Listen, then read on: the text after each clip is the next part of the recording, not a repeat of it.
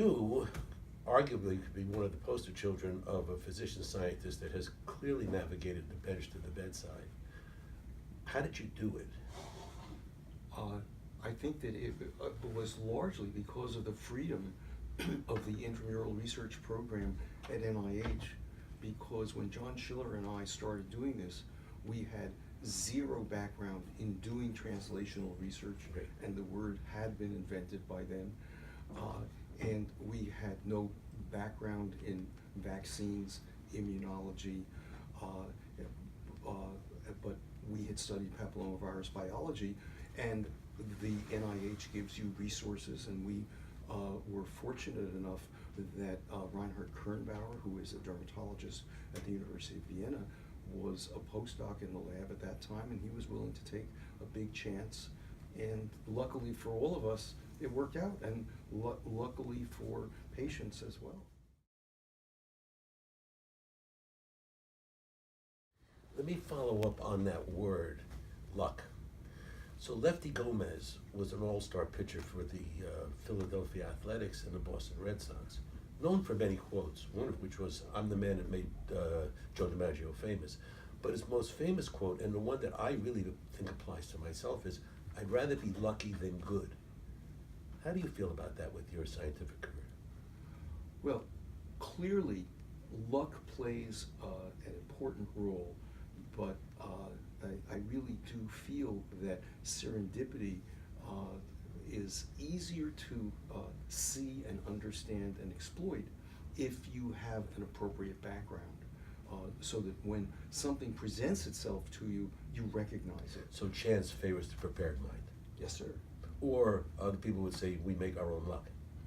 I think an important part of research is not just exploring a new area, but also knowing when it's time to stop exploring an area so that you have more time to do other new things. You sure I didn't give you these questions ahead of time, because you're leading me perfectly. So Albert Szent-Györgyi, known for, amongst other things, vitamin C and the Krebs cycle, and a mentor for many Hungarian scientists that had to flee, and I was fortunate enough to work with one of those, Gina Matolci, and I got to know Albert Szent-Györgyi. Albert Szent-Györgyi, during his later years, divided scientists into two categories, Apollonian and Diocinian.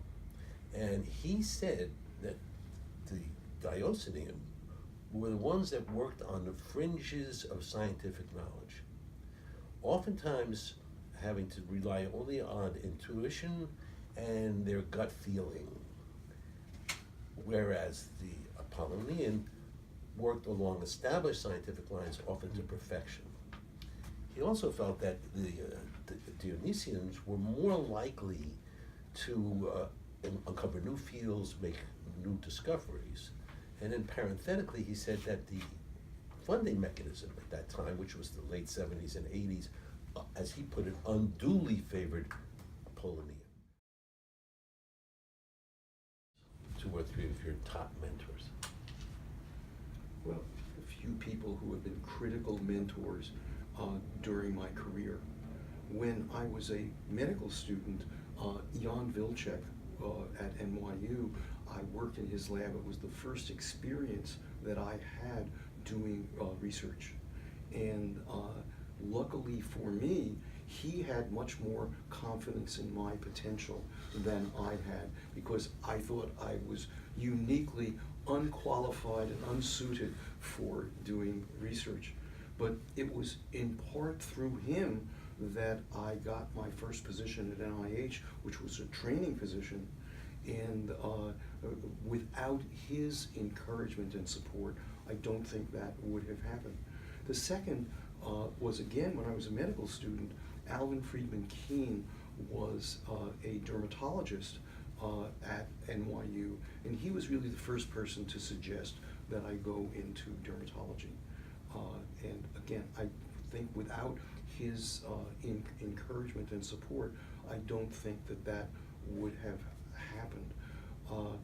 In dermatology, Erwin Braverman at Yale was certainly the person who I never could even dream of emulating because he was operating on a plane that was just totally Absolutely. different from me. And I think it was one of the things that made me say, Doug, you better do research, you know, because trying to compete with that, you will be nothing but, you know, trying to, you know, being second, if that. And in terms of research, probably the two people who had the biggest impact on my research were, say, Ed Skolnick, with whom I worked for about 7 years, who really helped me to learn about how to do science, and Wallace Rowe, with whom I did my postdoctoral training. But in some ways, for me personally, Alan Rapson, who was my big supervisor, division director, I went to him when I started in the dermatology branch at NCI and asked him what I should work on. You know, did he have a preference, etc. And he said, Doug, the only thing that's important is it should be of high quality. And that actually is the only advice that I have ever been given at NIH in all of the time that I have been there. And I have tried to follow it.